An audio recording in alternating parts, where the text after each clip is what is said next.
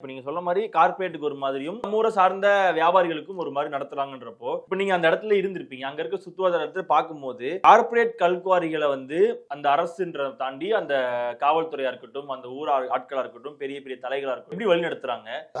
இவங்க லட்சக்கணக்கான முதலீடு செய்து ஆயிரக்கணக்கான தொழில் வச்சு தொழில் செய்யறவங்களுக்கும் ஒரே ரூல்ஸ் தான். 5 பேர் 10 பேரை வச்சு இந்த தொழில் இருக்கவங்களுக்கும் ஒரே ரூல்ஸ் தான். இதை செய்யும் போதே இயல்பாகவே அந்த தொழில் இருக்க சின்ன முதலாளிகள் பாதிக்கப்பட்டுருவாங்க, இது பண்ணிடுவாங்க. இவங்களுடைய நோக்கம் என்பது அரசு அதிகாரிகளை கையில வச்சுக்கிட்டு என்ன பண்றாங்க, சின்ன முதலாளிகளுக்கு மிகப்பெரிய அளவுல அபராதம் விதிக்கிறது, ஒரு சின்ன தப்பு நடந்தாலும். ஆனா பெரிய முதலாளிகளுக்கு அவங்க அபராதமே விதிக்கிறது இல்லை. ஏன்னா அது பெரிய முதலாளிகள், அவங்க மாசம் மொத்தமா ஒரு பெரிய அமௌண்ட் கொடுத்துருவாங்க. இவங்க அமௌண்ட் கொடுக்கறதுக்கு கஷ்டப்படுவாங்க.